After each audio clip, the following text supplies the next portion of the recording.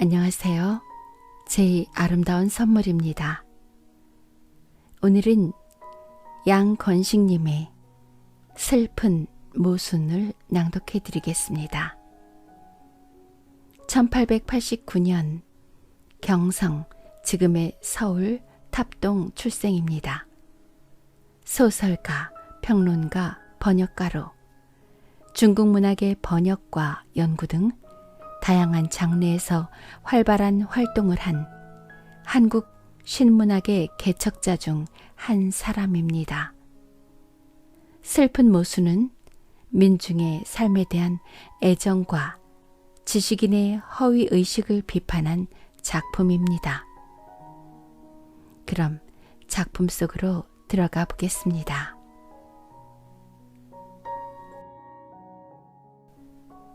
슬픈 모순. 양건식. 새벽 다 밝을 임시에 어수선 산란한 꿈을 꾸고 이내 깨어 자리 속에서 뒤치적거리다가 일어나면서부터 머리가 들 수 없이 무거워 무엇이 위에서 내리누르는 것 같아서 심기가 스치 못한 나는 아무것도 하기가 싫어 서재, 즉 침방에 꾹 들어앉은 채로 멀거니 서안을 대하고 앉았다. 이즘 애독하던 학인, 학대받는 사람들이라는 소설도 그 앞에 놓여 있건만은 아주 볼 생각도 없어 돌연히 연속하여 5, 6번이나 아사히 조의를 피웠다. 하자 어느덧 그 푸른 연기가 용트림을 하여 몽롱하게 방중에 자욱하여 점점 더 머리를 내리누르는 것 같아서 견딜 수 없다. 잠깐 일어서서 창틈으로 밖에를 내어다보니 청량한 하늘이 보인다. 다시 고개를 돌리는 바람에 서편 벽에 걸려있는 초상함, 노동복을 입은 노국 문호 막심 고르기에 반신상이 눈에 번뜩 뜨인다. 나는 벼랑간 정신이 아뜩하여 푹 주저앉았다. 그리하자 오포가 텅하여 점심상 보아놓았다고 어머니께서 미닫이를 여시고 얼굴을 내어놓으신다. 벌써 점심이에요? 아직 밥 생각 없어요.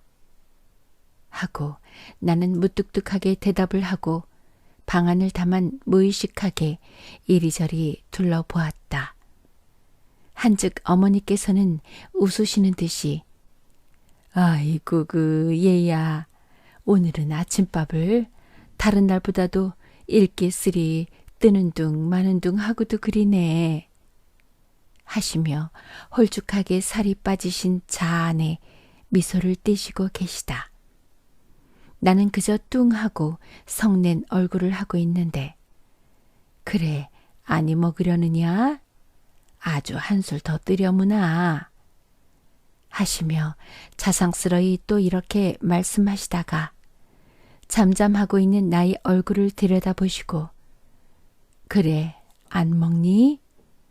하시며 다지는 듯이 말씀을 하시고 미닫이를 닫으시고 나가신다. 나는 조금 미안한 생각이 난다. 또 서안을 의지하고 앉아서 이번에는 아무 까닭도 없이 공연히 생각해 본다. 한즉 제일 먼저로 생각이 일어나는 것은 집안 식구와 나와 취미가 아주 다른 것이다. 이는 참 재미없는 일이다. 그 다음에 일어나는 것은 사회에 대한 약한 나의 불평의 소리, 그리고 현재의 생활이 무의미한 것, 이러한 것이 실마리를 잃은 실과 같이 서로 엉클어져서 가슴을 치받치고 뭉게뭉게 일어난다. 이러니 마음이 다만 갑갑증이 나서 들어앉았을 수가 없다. 그래 새삼스럽게 바깥 출입할 생각이 나서 옷도 입은 대로 두루마기를 입고 모자를 떼어 쓰고 마당으로 내려서니 어머니는 방문을 열고 내다보시며 어디 가니? 하시며 의아하여 하시는데 나는 무의식으로 대답 없이 집 밖에를 뛰어나왔다. 음랭한 2월의 이른 봄바람은 길의 흙먼지를 불어다가 용서 없이 얼굴을 갈겨친다. 참 일기도 괴악하다. 물론 나는 목적이 있어서 나오지는 아니하였다. 다만 발 가는 대로 설렁설렁 성 밑 길로 이 마장을 나아갔다.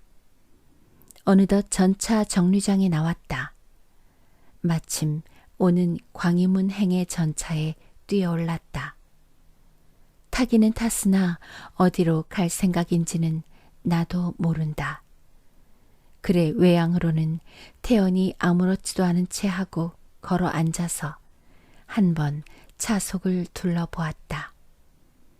아무 얼굴을 보아도 모두 바쁜 듯한 모양이 그 보는 눈에도 역연히 보이니 나와 같은 한가한 사람은 한 사람도 없구나 생각한즉 현실계에서 벼란간 천장만장 깊은 곳으로 떨어진 듯하여 야릇이 고독의 정막을 통절하게 느끼겠다.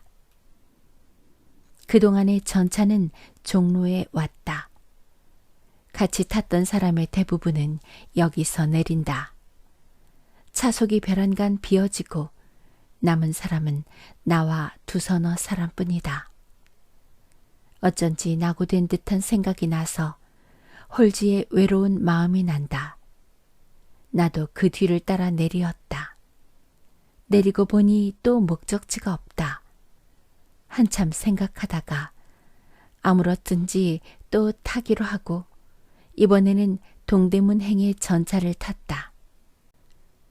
배옥의 근처에는 두셋의 친구가 있어 문득 그 사람을 찾아볼까 하는 생각이 난 까닭이다. 한데 타고 앉아 가만히 생각한즉 찾아볼 때가 전차에 내려서도 한참이요. 또 마음에도 그리 탐탁히 갈 마음이 내키지 아니하여 그만두자고 마음에 먹었다. 동시에 내가 왜 이러나 하며 내가 책망하는 마음이 일어나며 화가 벌컥 난다. 겨우 사동 병문에 와서 도로 내렸다. 발 몇 걸음 떼어놓자 지금 탔던 전차가 굉연히 응앙 하며 바람을 차고 달아난다. 그 바람 차고 질주하는 차체와 그 소란한 종소리가 내님 보아라 변면치 못한 나고자 같으니라고 하고 마치 나의 어리석음을 조소하는 듯하여 1층 불쾌한 생각이 일어난다. 하니 골은 점점 더 나서 보이는 것 들리는 것이 모두 불평하여 견디지 못하겠다.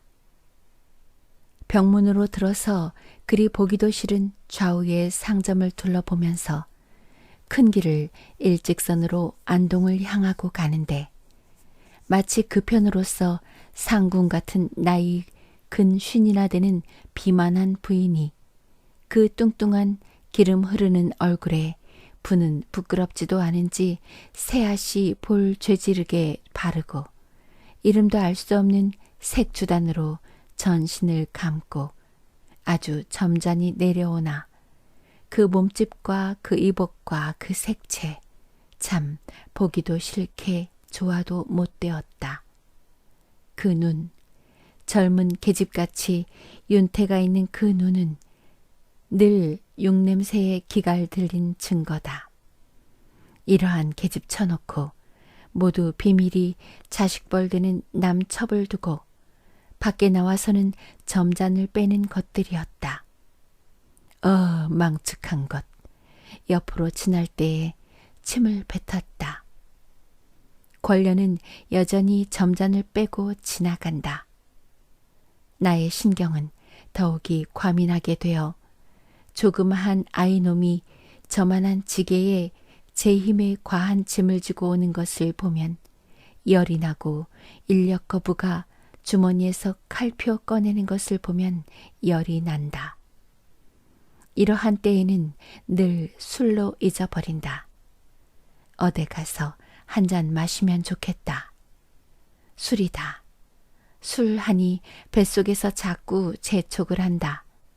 하지만 나는 이때껏 혼자 술집에 가본 적이 없다. 해서 급작스레 발이 내키지 않는다.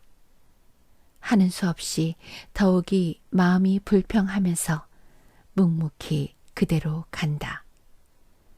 왜 이렇게 어디까지 변변치 못하게 생겼는지 알 수 없다. 이때 문득 나와 같은 약자는 대낮에 이러한 활동의 천지를 남과 같이 내로라 하고 다닐 자격이 없다. 이러한 생각이 난다. 그러니까 길에서 노는 아이들도 나보다는 이상의 강한 힘과 공고한 의지를 가지고 있는 듯이 생각되어 이 길로 이렇게 지나가는 나는 다시금 부끄럽기도 하고 또 무정스럽기도 하였다. 그래 생각하는 것이 아니라 다만 막연하게 약자에 대한 강자의 압박이라 하는 것을 깊이 통절히 느껴서 불안과 공포한 생각이 무렁무렁 머리를 때린다. 얼른 이 생각에서 벗어나자고 하여 보았으나 구루마 소리, 인력 거부에 사람 치는 소리, 신발 소리, 떠드는 소리가 혼잡이 되어 귓속으로 들어올 뿐이다. 벗어나기는 고사하고 점점 고통만 더할 뿐이다. 암만 하여도 참을 수가 없어 나중에는 지각을 잃어버린 듯이 그저 기계적으로 걸었다. 안동으로 나왔다. 순사 파출소에는 사람이 잔뜩 모여 있다. 순사부는 나와서 사람을 연하여 쫓는다. 그 순사부는 안모라고 우리 동네에 사는 사람인데 9년 묵이 순사부로 나만 보기에도 15해나 다니었다. 아마 순사부로는 원로일 것이다. 그 순사부가 쫓는 대로 사람들은 이리로 쫓겨 갔다 저기로 쫓겨 갔다 헤어졌다 다시 모여들었다 한다. 나도 이 사람들 틈에 끼어서 다른 사람 하는 대로 하였다.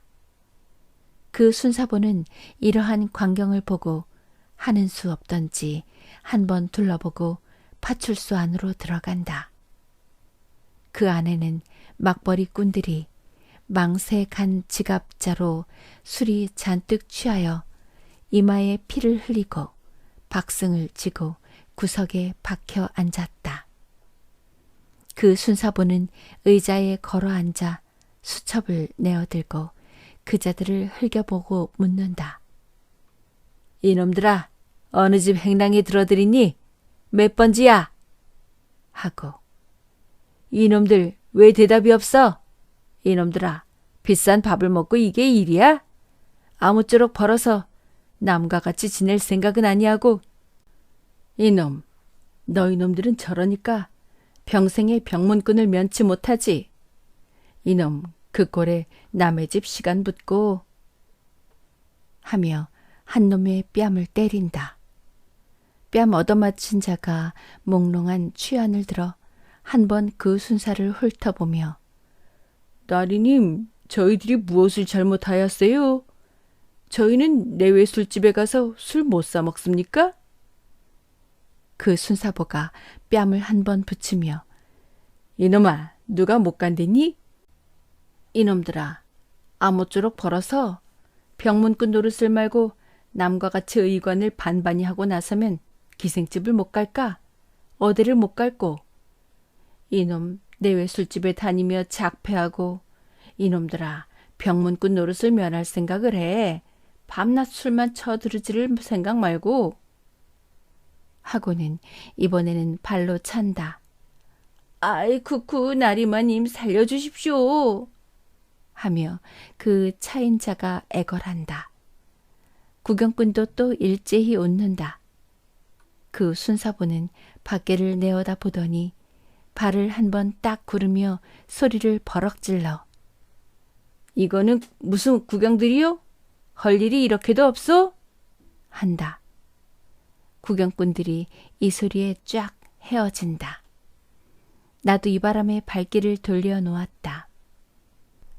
구경꾼들이 가며 이야기하는 말을 종합하여 보니 그 막벌이꾼이 술김에 하이칼라 있는 술집에를 들어갔더니 그 집에서 그 헙수룩하고 끄레발한 노동자임을 보고 무슨 핑계를 하고 술이 없다 하였더니 지긋 소설 팔라 하다가 욕설에 분이 나서 툇마루에 놓였던 개수통을 들어 방 안에다 던져 의거리장을 파손하였다는 말이다.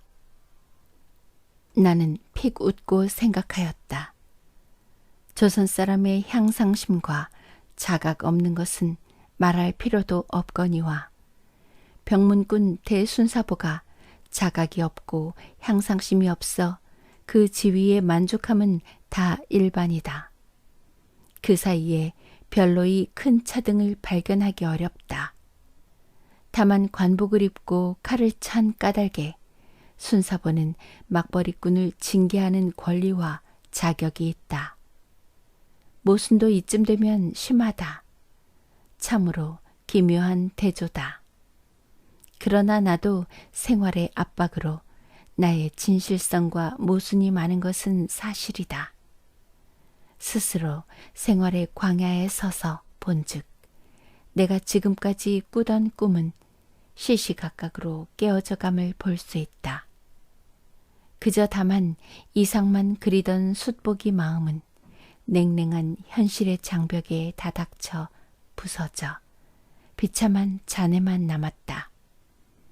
속일 줄 모르며 아유할 줄 모르고 조금도 나를 굴하여 본 일 없던 마음은 한 이전 꿈에 지나지 못하였다.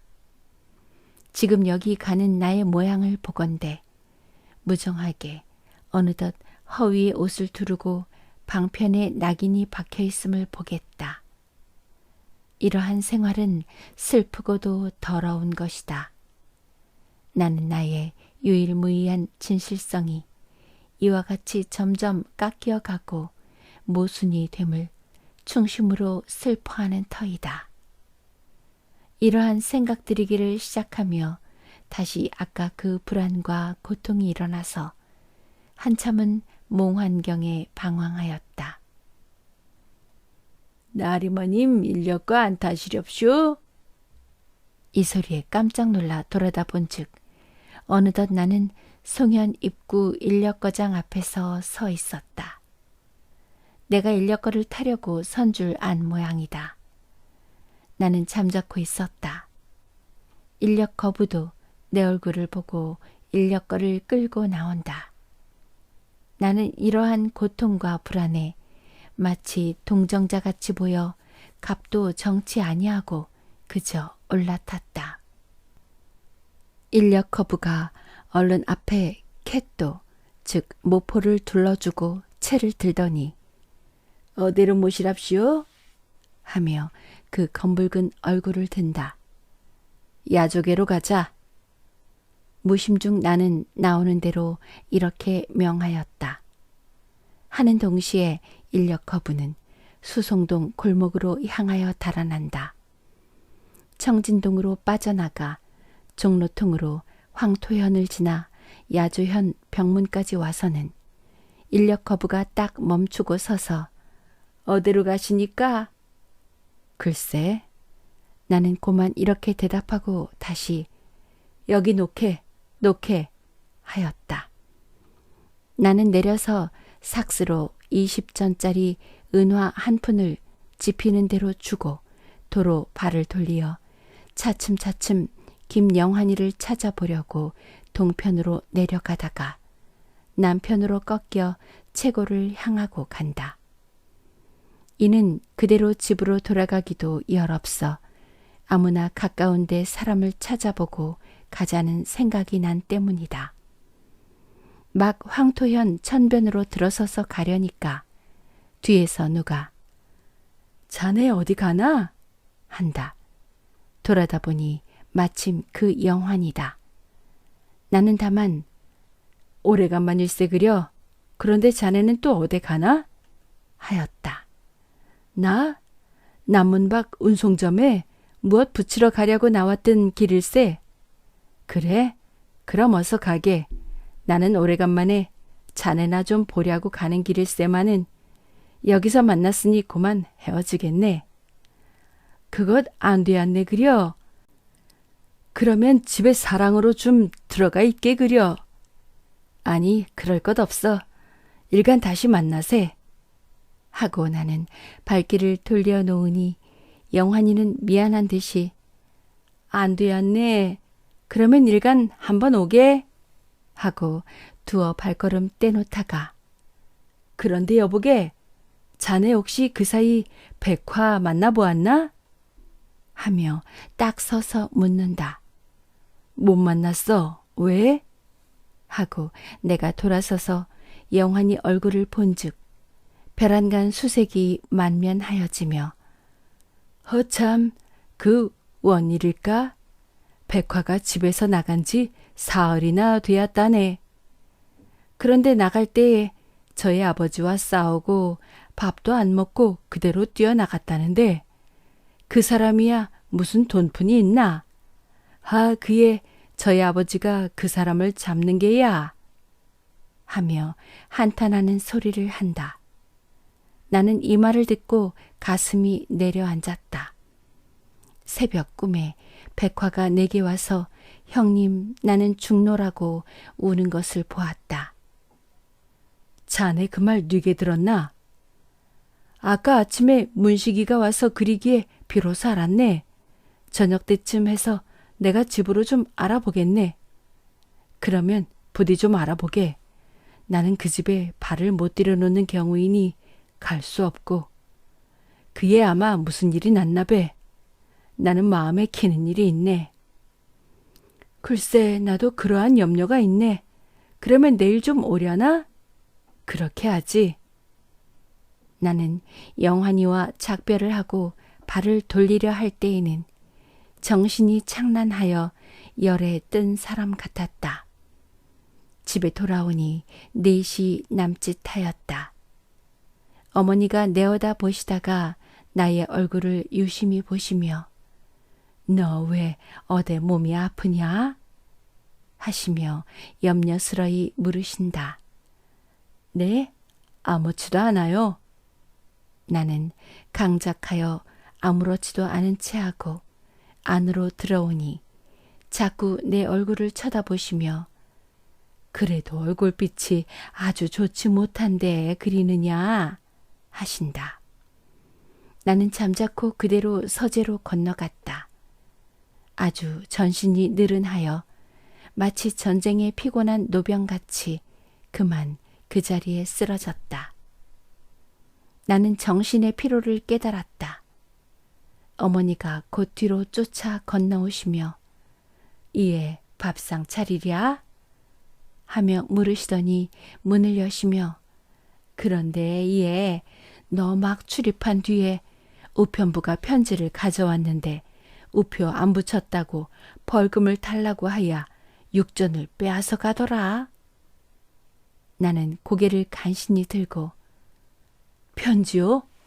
그래 그 편지를 어디다가 두셨어요? 하였다. 저 책장에 놓인 것 아니냐? 하시는 어머니 말씀에 나는 고개를 돌려 본즉 과연 거기 놓여 있다. 손을 들어 집어서 보니 백화에게서 온 것인데 미납이라는 우편 국인이 2어 군데 찍히고 용산 소인이 맞았다. 나는 또 가슴이 내려앉았다. 나는 그 봉투머리를 뜯고 편지를 꺼내어 무릎 위에 펴놓았다. 어머니께서도 이상하시던지 나의 얼굴과 그 편지를 번갈아 보신다.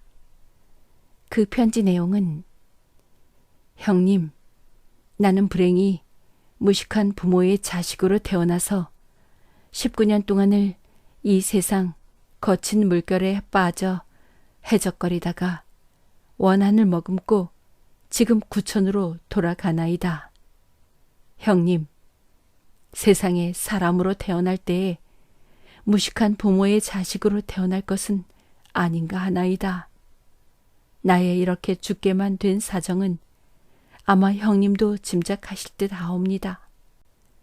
사람은 부모가 되거든 자식을 가르쳐 사회에 나서게 만들고 자식이 되거든 부모의 교양을 받다가 사회에 나가거든 부모에게 영광을 돌려 보내도록 활동할 것이 옳시다. 나는 이것을 부모 자식 간에 당연히 행할 의무인가 하나이다. 형님, 나는 형님이 다 아실 듯하여 말 아니하나이다. 그러나 다만 아버님이 야속한 것은 아직도 기력이 강장이신 어른이 날마다 아무것도 아니하시며 나에게 집안 생활의 전부를 떠맡기시고 아침 저녁으로 안 벌어온다고 야단을 칩니다. 형님, 아버님이 나를 사회에 나서게 못 만드셨나이다.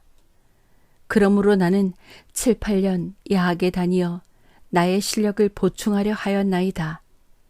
10년 동안 어린 몸으로 집안 살림을 하여가며 밤에 이것 하는 것도 못하게 하시며 역정만 내십니다. 그러므로 나는 죽삼나이다. 형님, 그런데 나는 형님에게 나의 매자 동순이를 드리옵니다. 요사이 집안 눈치를 본즉 동순을 모 귀족의 첩으로 주려고 주선하는 모양이외다. 그러나 당자 동순이는 이중의 연화같이 한사하고 불응하더이다. 그 후 3, 4일 후에 나는 영환이와 작반하여 백화의 집을 찾았다. 반도 실온 11호 1918년 2월